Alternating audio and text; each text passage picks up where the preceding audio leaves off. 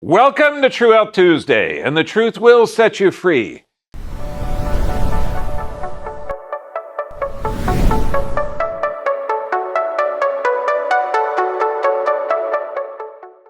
No comments about the title of this. It's Women's Health. I don't want one person in here to ask me, what is a woman? Okay, I'm just kidding. Okay, I taught human dissection for about 8 years, and I'm telling you, there are two types of humans, female and male, okay? And we're going to cover the female portion of that, okay, just a little bit. The censored portion that we can't talk about on public is going to be about, I don't know what it is, a virus that we can't really talk about.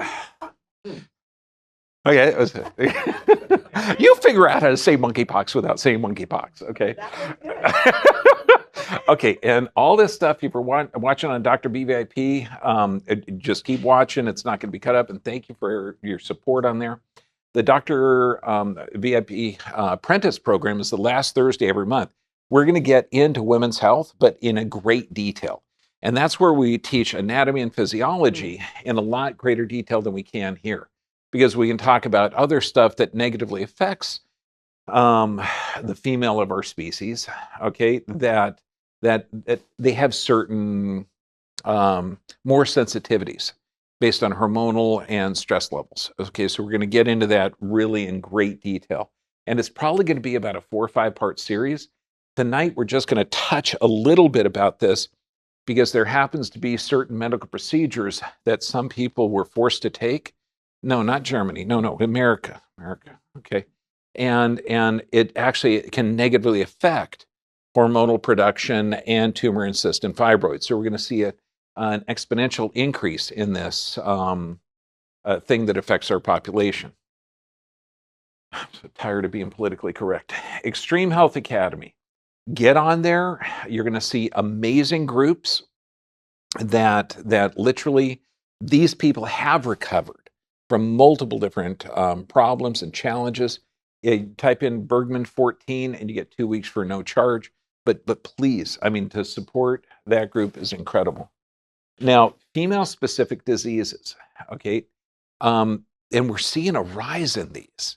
But just think, I mean, if you had any other animal species on the planet, if the female of that species, okay, the female of that species, because generally they're in the animal kingdom, there's 2 genders.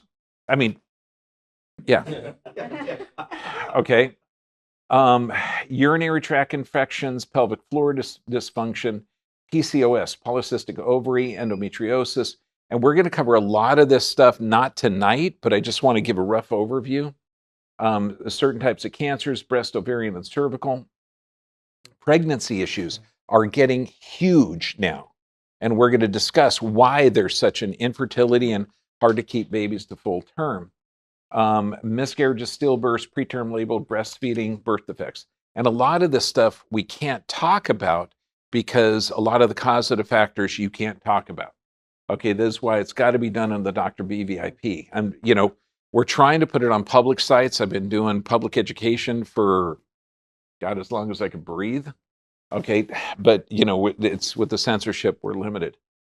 One of the things, when you're looking at pelvic dysfunction, okay, if you think difficult menstrual cycles run in your family, that is not true. Okay, your great-great-grandmother, great-great-great-great-grandmother never had that issue. So what we do in any type of autonomic dysfunction, where you're the automatic stuff, and this is stuff your body doesn't need to think about. Like you don't need to say, hey, wait a second, my left kidney is really processing some nutrients right now. No, you know, you don't need to think about that. It's already done automatically. And we're having a lot of, and there's 2 forms of communication in your body. You've got electrical and chemical. You got hormonal, and you've got the nervous system. Okay, so if there's an interruption in that communication, then you have an issue. So one of the things that we look at on 100% of the patients, let's say you had fertility issues, anxiety, stress, anything, I'll say, well, how many bowel movements a day do you get? Okay, and usually it's 1 if I'm lucky, you know. This right here, a bunion formation is a big red flash in light of pelvic dysfunction because the nerves that supply that foot, and figure That big bony growth there isn't growing. It's the muscles inside the foot are atrophying, and the toe should actually be pointing away from that, not going towards the toes. Okay, so that means you got compromised nerve supply to that foot, which do you think that foot is going to have a really smooth gait, or do you think it's going to be a little off? Yeah, so we know the nerves that come out of the pelvis are obviously compromised, so that's pelvic dysfunction 1. We know the gait's going to be compromised, that's pelvic dysfunction 2. The pelvis houses half of the autonomic nervous system, so you're looking at poor resting, digesting, and repairing. Okay, and this does not come from tight shoes, it doesn't come from high heels, it's not hereditary, unless your entire family has had pelvic trauma. But when you see this, this is a red flashing light for gastric motility. 1 poop a day, fatigue, sleep, skin issues. When you're looking at psoriasis and eczema, these are all from low stomach acid. Where does low stomach acid come from? It comes from a chronic state of stress. Brain fog, can't sit or stand, sexual dysfunction. So this is a big deal if you see this. Now, if you have a bunion and you don't have those things, beautiful, thank God. But understand that these are that foot, that distortion, is a sign that there's compromised nerve supply to the pelvis, and this means an autonomic dysfunction. Now, what's interesting, ovarian cysts, and we got it. There could be ovarian fibroids, but it's generally that's if they've been there for a long term. Cysts are generally just fluid-filled sacs. Now, I like this. You can have ovarian cysts without knowing it because they do not cause symptoms in a lot of cases. These cysts usually disappear within the next menstrual cycle. Isn't that interesting? So you can have ovarian cysts that appear and then go away. What do you think forms the cyst? Do you think aliens or the body is doing it itself? Okay, the body itself. Now, this is the weird part because the medical system is trying to separate you from your body's actions. You have fibromyalgia. Really, where did it come from? Okay, or is my body adapting to physical, chemical, or emotional stress? What's the causative factor? What's the number one cause of high blood pressure? It's idiopathic. We don't know. There's a lot of diseases like that, okay? Because they're not diseases. It's not something attacking you. It's the body adapting to stressors. Now, so if these cysts, they form and then sometimes they go, what causes them? The cyst can grow large, cause pain, can twist, can negatively affect your body. Now, the types has to do with the egg. Now, if you've ever seen, and this is honest to God, I wish I still had a human dissection lab that I could take you to. You've got an ovary. There's no pathway that egg gets through. It has to burst through the side of the ovary. And then you have this beautiful, they're called fimbriae. Okay, it's the end of the fallopian tube that brush that ovary, and it has hair cells inside that suck that egg in because they're always creating a negative pressure. And you can actually look at the ovary and look at every little scar where an egg's burst through. You can count those scars and you can figure out how many menstrual cycles that person has had over their life. Isn't that wild? I know. It's when you look at human beings, it really is goosebump stuff. So follicular sites, follicle sites, that's when the egg hasn't been released, it stays closed, gets filled up with fluid. Corpus luteum site, when the egg does release an egg, but then it seals and closes off afterwards. Okay, now endometriomas. You've got a uterus, and we're going to cover this a lot in the class, and hopefully I can work it up to where we can be politically correct and I can explain what endometriosis is. But you've got a uterus here, and you've got these fallopian tubes. And every time this uterus contracts, because every 28 days, if you got impregnation, the egg is going to get fertilized in the fallopian tubes and implant in the endometrium. If not, then that uterus contracts and expels the menses. Now, if there's but you remember that fallopian tube hanging off of that uterus has these cilia that are always putting a back pressure. So if those cilia aren't working and the uterus contracts, then you get a mass of endometrium that forms outside of the fallopian tube and can block the fallopian tube. And that fallopian tube is where fertilization takes place.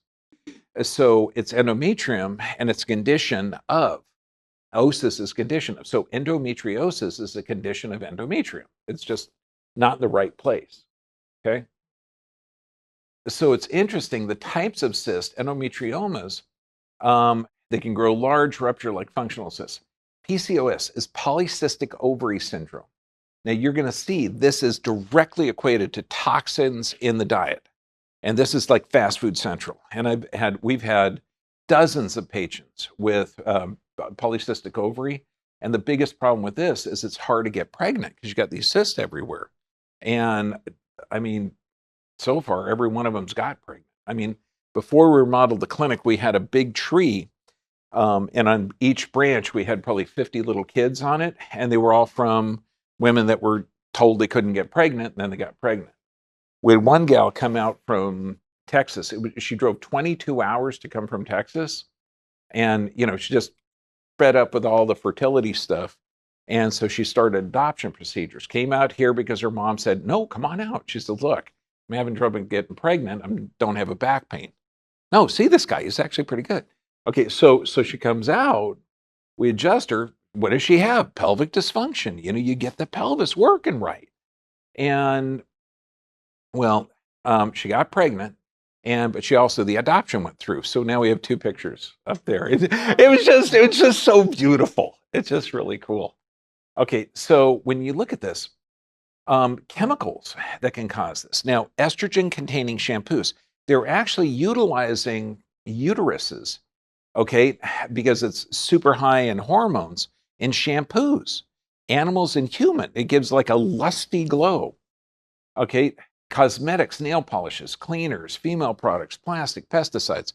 There's a lot of endocrine disruptors and estrogen-based chemicals in there because it's hard to mimic Mother Nature. Okay, now, if you're eating any foods that have synthetic oils, these are incredibly toxic to the dysfunction down there. This is why PCOS, polycystic ovary syndrome, is so common in people that eat processed and fast foods. These are not oils that are healthy. Canola oil, okay, cottonseed, corn, vegetables, soy. Your great-grandparents would never have recognized that. Now, some ovarian cysts, and you can have these. This would be bloating.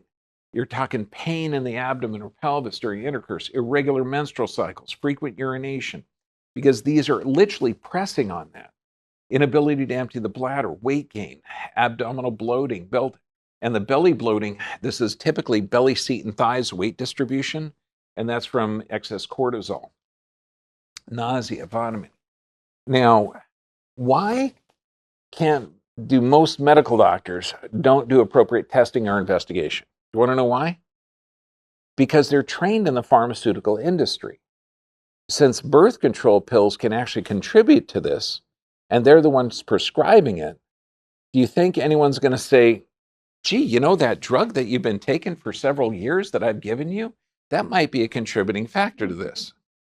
Anybody? Little honesty in the medical world? No. Okay, now, so no, and you're altering hormones. I mean, there's certain things that we can't even talk about, like puberty blocking hormones. Okay, the long-term effects of that. Okay, but just know that when you're giving a hormone to someone, you don't know the entire effects of that, particularly long-term. Okay, that's an experiment that should be done with ridiculously extreme caution, if done at all. Okay, so when you're checking for hormones, women's hormones, men's hormones go up and down throughout the day. They change all the time. So you can't do one sampling of saliva and say, wow, this is your hormones. Okay, so hormones fluctuate during a cycling, so it requires women to collect multiple salival samples throughout the cycle. Most medical doctors are not aware of environmental issues that could affect hormone levels, like physical, chemical, emotional stressors. So if you're under those three stressors, what's the test for it? We have it. You can do a nerve scan, thermography, blood cell analysis. I mean, you can identify physical, chemical, and emotional stressors. They don't do that. Why? Because there isn't a chemical solution for a chemical toxicity. There's not a chemical solution. And remember, these are pharmaceutically trained. And I had one patient a day that was talking about this. It's a protein, like it's called a spike protein. I can't really talk about it now. But she said this certain structure had over 20 different proteins. Why would they use just one of the proteins?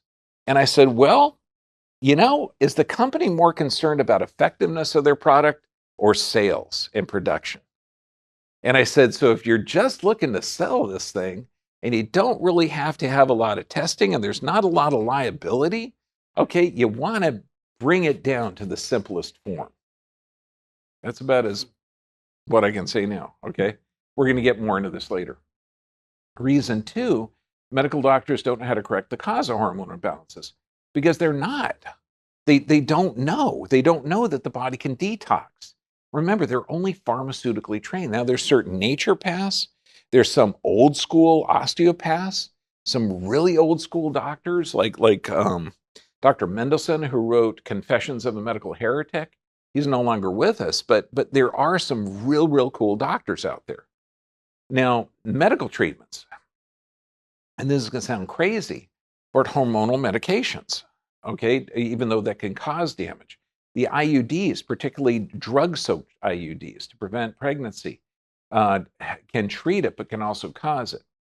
Ultrasound, uterine artery embolism, which you're literally choking off the blood supply to that area. And I know what you're thinking, well, the body formed that, right? The body formed that to wall off toxins. And now you're going to eliminate the body's response to that, and you're not detoxing. So if you're not addressing the underlying cause, don't treat the adaptation if you're that stupid. Okay? You got to, don't just say, okay, I'm going to eliminate the tumor and I'm not going to address why the body formed it. Myolysis, removal with a heat source, burning it. Cryomyolysis, freezing it, myomectomy, removing it, surgery. So you can burn, freeze, cut, and hysterectomy. In the reason that they call hysterectomy is because they thought that women were being hysterical. So you just remove the offending parts. Honest to goodness, the more you learn about this stuff, the more you think, my goodness, that's insane. The side effect of birth controls. Now, again, this is to stop pregnancies. Okay, so you're altering how a normal human body functions. Acting, bleeding, bloating, blood pressure issues, depression, fatigue, dizziness, fluid retention, headaches, increased appetite, dark skin patches, mood swings, nauseous, tenderness, pain in the breast, vomiting, weight gain. Okay, and then we can look at other things that we can't talk about here, but it does have a negative effect on the body. Because when you're taking estrogen, you're taking a hormone to alter your physiology, to alter your fertility. That doesn't have just one effect. It has an effect in the whole body. And these are not hormones that your body produces. They're synthetic. Your body produces hormones in the right level at the right time in the right dosage, okay? And that's not what this has done. Now, uterine fibroids, okay? 60 to 80% of women have had or had uterine fibroids. And when you look at it, they're generally benign, uterine leiomyomas, myomyomas. Fibroids aren't cancerous or life-threatening. I mean, I've seen them the size of a pea. I've seen them the size of a grapefruit. And what do you think that means? Little toxic exposure, lots of toxic exposure. Poor way to eliminate the toxins, good way, good way to eliminate the toxins. It really depends on how the body is reacting. Most women don't know why they have this condition. Yeah, because they're going to a doctor that doesn't know why they have the condition. And they're not going to go to a doctor that identifies the physical, chemical, or emotional stressors. Fibroids are named for the part of the uterus. They can grow on the inside, in the wall, or outside. Now, the symptoms, and again, menstrual cycles, heavy bleeding, pelvic pain, backache, frequent urination, difficulty emptying the bladder. Now, the high risk if you're between 30 and 50, overweight or obese. Why? Because when you develop excess fat cells, it becomes an estrogen-producing organ. So that's huge. 2 to 3 times more common in African American women. early menstruation, certain type of contraceptives, poor diet, and consume alcohol. I mean, basically, when you're looking at uterine fibroids, processed meats, high-fat dairies, high foods, and toxic salt, because salt with color, like Mediterranean salt, Himalayan salt, Celtic salt, okay, those are high in minerals and fantastically good for you. Okay, but the processed stuff, that's usually an industrial byproduct. The refined carbohydrates. Okay, so this is all fast foods.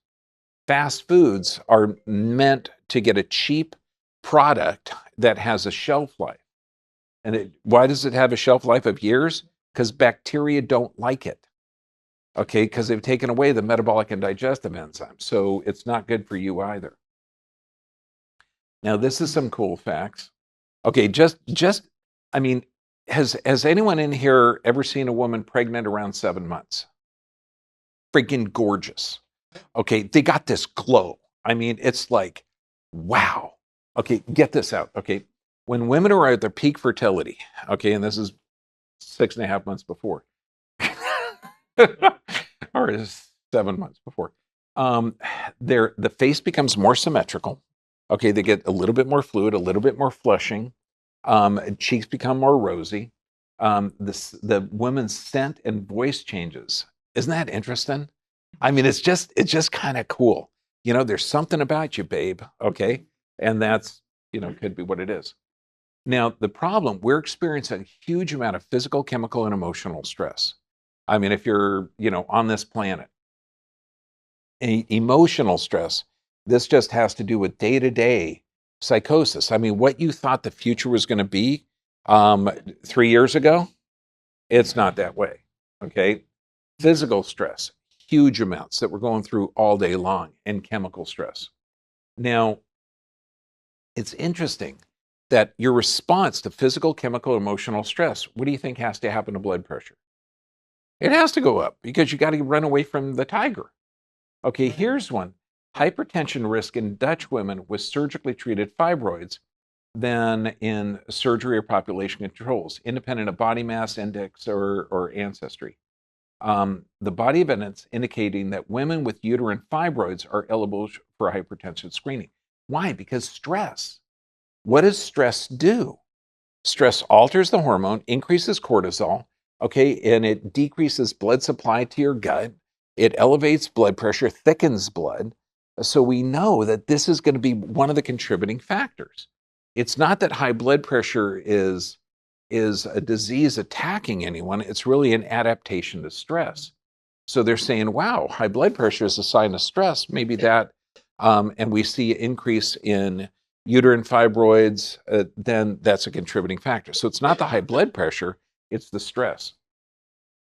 Cortisol, which is a stress hormone and an inflammatory or anti-inflammatory, deregulates your female hormones. Both estrogen and progesterone are necessary to balance the optimal health. The menstrual cycle depletes the body of nutrients. So if you have somebody in a chronic state of stress getting cortisol or some type of inflammatory process going on, they're going to have some issues. Now, female hormone imbalances begin, I mean, literally before birth. Okay, and what we're seeing now is with the changes that we're doing with the hormones in the food, the medical interventions that we're doing in kids. Kids used to have their menstrual cycles 14, 15.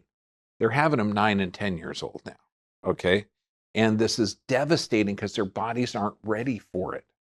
Okay, we're talking psychological effects of stress, compromising overall health. This is a big deal. And so when we're looking at this is literally a recipe for disaster. And this is why, if you are living in America, you realize that the government is not trying to get you healthy, because there is a constant stream of anxiety and stress funneled through. So we have everything: hormonal imbalance, nutrient poisonous diet, toxic environment. So we've got to change this. Now, I call this mom syndrome because every mom out there, I'll say, who's more important, you or the kids? Kids, I know, kids. You can't say anything else. You're a mom. I know. When you're a mom, you'll probably have the same psychosis. Okay, yeah, because kids are, that's it. And so they're not thinking about themselves. Nobody thinks about the caregiver. Okay, now this gal, if you look at the picture on the right up there, there's a significant lateral deviation. Now, the top part of the rib cage area, that's a rotation, and those are the sympathetic nerve supplies to the heart. So when you see that rotation, there's typically cardiac palpitations, cardiac arrhythmias, okay, poor sleep patterns, tight shoulders. I mean, this gal is stressed. But what's more important? Her or the kids? She says the kids. It's mom syndrome. And when I asked her, I said, I'm looking at this, have you had those heart palpitations? Oh yeah, but I wasn't going to work on it until it got bad. Okay, so you're Klingon. You have more than one heart. Cool. No, this is no. It's kind of like you can't have mild cardiac stuff. You only have one heart. It's like having a minor stroke or a minor concussion or a little bit of pregnancy. No, these are all big things. She's just a little pregnant. Okay, so the way you assess it is you need to get x-rays to look at the stress. You need to check the nervous system, so heart rate variability. You need to do a full body thermography to look for toxins. I mean, it's amazing. I mean, this is what a bending film looks like. We have static. We bend it to one side, see how the body moves, bend it to the other side, see how the body moves. So we're looking to identify disc issues.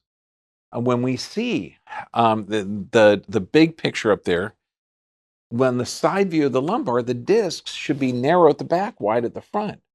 You're seeing on the left, the before, literally reverse discs, 2 reverse discs at the base of the lumbar. I mean, this is huge. This is massive pain. Couldn't sit for a long time. We're talking bowel and bladder dysfunction. I mean, everything. And luckily, those are normal discs on the right. In fact, I just took an x-ray of her today and another follow-up x-ray, and now they're wedge-shaped and cool looking. So if you've had, and I get patients all the time that say, blew a disc back in high school, Yeah, it's living material. It repaired, okay? And unless you're not taking any effort at all to correct it, okay, I mean, it can regenerate. We're looking at year 1, year 2, okay, year 3. The body is always laying down new things. Discs are alive, but you're not going to hear that from a lot of doctors. Any doctor that prescribes an Advil, Motrin, Aleve, Tylenol, all of those drugs destroy the building block of cartilage, so proteoglycan production. So they're not going to see an increase in the disc height because they're giving you a chemical that stops production of the materials to increase the disc height. Does that make sense? This is why when I get an orthopedic surgeon in here, I got to sit him down and I'll say, well, we have to regenerate the discs. Regenerate discs? Yeah, well, doc, discs are alive. Discs are alive?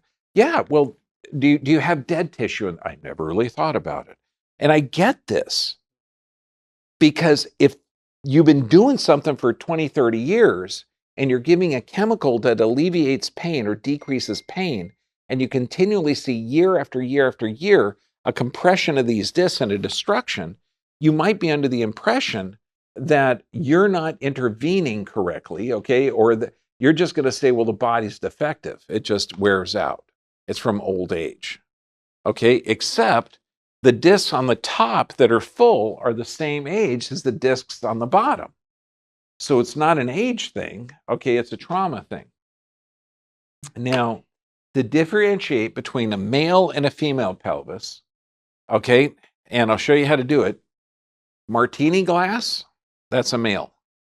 Margarita glass, that's a female.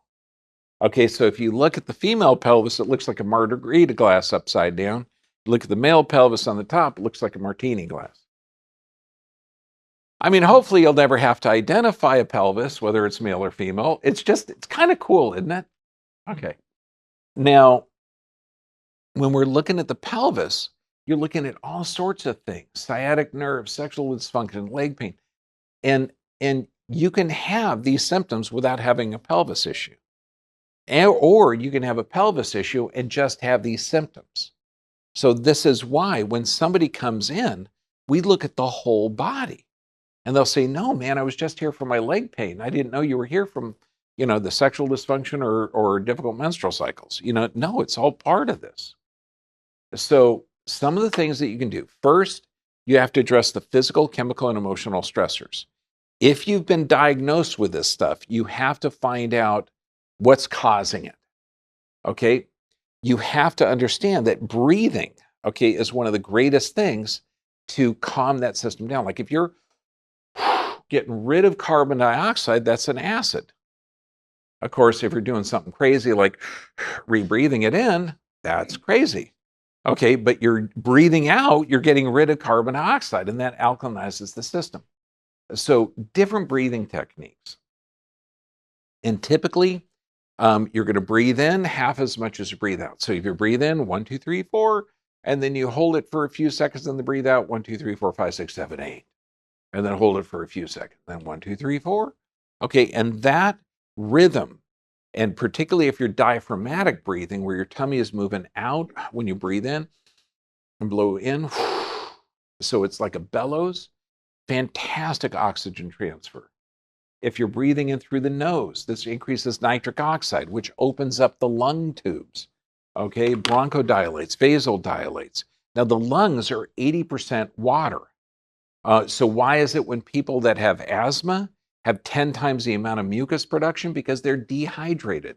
You take that steroid inhaler, it dries you up, it puts you in a sympathetic dominant or stress state, it weakens your body. Okay, so you got to actually find the cause of this. But knowing that your lungs are 80% water, does healthy hydration matter? Yeah. Breathing reduces mental fatigue. Because remember, what do these things come from? Physical, chemical, and emotional stress. Just breathing will help with the physical and mental emotional stress. Stimulates the parasympathetic nervous system. I mean, everything. So what can you do right now? Okay. Now, weight loss is one because fat literally is a hormone producing organ. You got to avoid all fast food. If your grandparents couldn't recognize the chemicals on the box that you're going to consume, okay, don't eat it. I mean, you got to eat the way God intended. I mean, look at the Daniel diet out of the Bible. I mean, it works. We've got a good pattern here. And just think if you were going to check any herd, any wild animal herd, if they had ovarian cysts and fibroids, if they had pelvic dysfunction, would you want to give them some birth control pills? No? No? You wouldn't want to go to the water buffaloes and just kind of put it in their water? Or would you want to think, holy moly, what are you guys eating? Okay, let's go out and find the pesticides, which are generally estrogen based, that they might be associated with. Okay? So this is what you can do. And these are just natural solutions that you can get anywhere. Castor oil is amazing. So, and you could just rub it on your tummy, and it's below the belly button, which is the location of all of these. You can put hot water bottles are fantastic, or you can get those seed bags. But a hot water bottle, get this, and this is a good physical therapy question that I would ask. This shows what a nasty instructor I was. Hot water bottles dry heat. It's dry heat because the outside is dry. So to make it moist heat, which penetrates deeper, you got to wrap it in a moist towel. Isn't that cool? I know. So if you put a water bottle under dry heat therapy, you got that question right. Okay, but also you can soak any kind of cotton or wool in about a quarter cup of castor oil. Organic castor oil is the best. Put it on there and then put the hot water bottle in. So it has a detoxing and drawing out of the toxins effect. Ginger juice, fantastic. Ginger, red apple, a handful of parsley, toss it up because those are anti-inflammatory as well as detoxing agents. Epsom salts, you can soak in that. It works really, really well. Beet juice is fantastic, but beets can turn your pee and poo red, which will freak you out if you're not used to that. But it also can cause cramping and aching, particularly on your right side, because this is where the liver is. It's good at detoxing the liver, but just know that if you get this, and they're suggesting half a beet, red apple, and a carrot, fantastic. Because what? The apple has malic acid that cleans the kidneys, which is a blood filter. The carrot turns into beta carotene, which cleans the lungs, which is another blood filter. The beets clean the liver, which is an enzyme factory. So when you're looking at this, that makes sense. I mean, if you were really thinking about this, you'd say, well, gosh, let food be your medicine, medicine be your food. Okay, so this is what we're doing. So what kind of drugs should you take for this? No. Make right choices and your body will correct the adaptation. Black seed oil. This stuff is magical. Like when you read in the Bible and the Quran, they say it's a cure for every disease except death. It's amazing. It's black cumin seeds. Got so much stuff in it. We're talking over 2,000 medical studies on it. A teaspoon and a glass of orange juice. You can just take it straight, but it tastes horrible. You can rub it topically. I mean, sativa nigrita it's incredible. Even it's traditionally in Pakistani culture that you take about 4 or 5 seeds on your finger and just pop it in your mouth after every meal. Garlic. Okay, the Roman soldiers would riot if they didn't get their daily ration of garlic. But you can chop this up, mix it in with milk, anti-inflammatory, antimicrobial, essential oils, lavender, frankincense, geranium, cypress. I mean, all of these things. And remember, anything that you put on the skin pierces the skin. Okay, I mean, they've done studies back when I was looking at essential oils. They put a little bit of essential oil on the foot of an autistic kid, and instantly you would see a change in the blood in the arm. So it transfers. It's not just a chemical. It's got an energy about it. And I mean, I'm just reading how water can hold information. I mean, it's the step next above to where we're looking at frequency and energy and how the body produces and adapts to this environment. Because we're leaving the toxic chemicals, okay, to alter your physiology because the doctor's smarter than your own body. We're leaving that era because people are losing faith in it. Okay, we're going to the era that, no, you're designed to live here and everything that you need is in abundance here.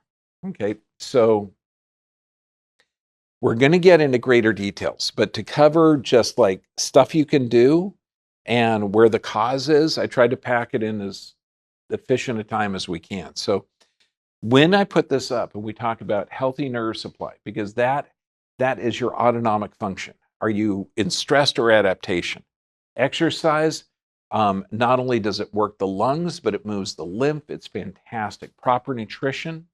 This means if man makes it, you don't eat it. You know, the cure for polycystic ovary syndrome? Physical, chemical, emotional stress. Don't eat fast food. And I'm telling you that this one gal I knew 20 some years ago, okay, PCOS, wanted to have kids, and now she has 3 kids, okay? And of course, what did her doctor say? There's nothing you can do about it. And she was super religious, so she wanted kids.